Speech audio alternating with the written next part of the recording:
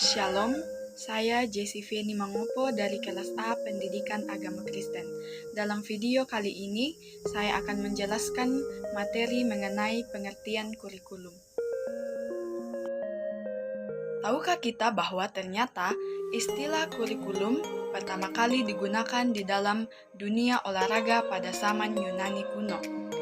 Kurikulum berasal dari bahasa Latin dari kata kurir yang berarti pelari dan kurere yang berarti lintasan yang harus ditempuh oleh para pelari.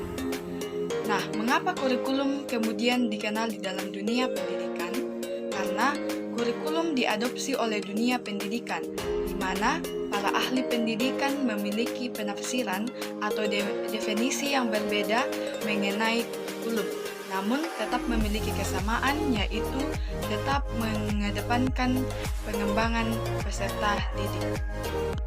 Menurut pengertian tradisional atau pengertian klasik, merupakan sejumlah mata pelajaran yang harus ditempuh oleh peserta didik untuk memperoleh ijazah.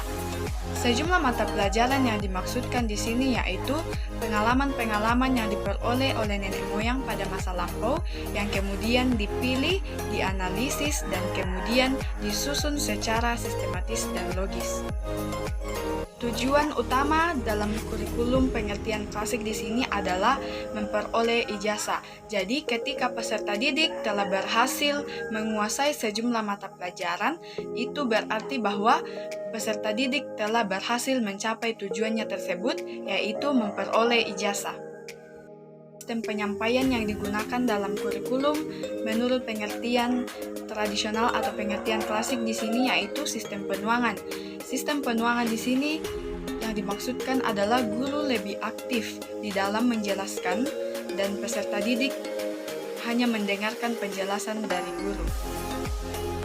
Uraian pengertian kurikulum di atas, adapun berbagai pandangan mengenai kurikulum. Yang pertama, kurikulum sebagai suatu program yang terencana. Sebagai suatu program yang terencana, kurikulum berupaya untuk menggabungkan ruang lingkup, interpretasi, dan juga keseimbangan subjek mater yang telah direncanakan sebelumnya. Kurikulum sebagai suatu program yang terencana memiliki cakupan yang cukup luas, yang meliputi dokumen yang tertulis dan juga dokumen yang tidak tertulis.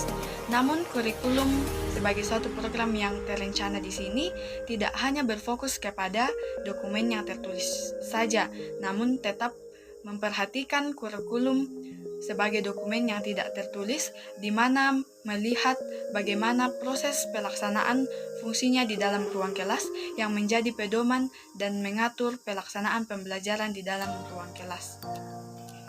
Yaitu kurikulum sebagai hasil belajar yang diharapkan.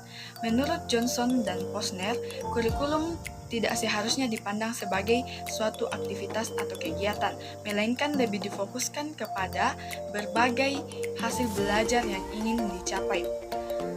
Di sini jelas kita melihat perubahan kurikulum dari kurikulum menjadi alat menjadi kurikulum sebagai tujuan atau hasil yang ingin dicapai. Ketiga, kurikulum sebagai pengalaman belajar. Kurikulum sebagai pengalaman belajar bukan hanya terdiri atas mata pelajaran, tetapi meliputi semua kegiatan yang terjadi baik di dalam kelas maupun di luar kelas yang menjadi tanggung jawab sekolah. Berbagai kegiatan di luar kelas sudah tercakup dalam pengertian kurikulum, karena itu tidak ada perbedaan antara intra dan ekstra kurikulum. Pelaksanaan kurikulum tidak hanya dibatasi oleh dinding ruang kelas saja, melainkan dilaksanakan baik di dalam maupun di luar kelas sesuai dengan tujuan yang hendak dicapai. Adapun sistem penyampaian yang digunakan guru disesuaikan dengan kegiatan atau pengalaman yang akan disampaikan. Karena itu, guru harus mengadakan berbagai kegiatan belajar yang bervariasi sesuai dengan kondisi siswa.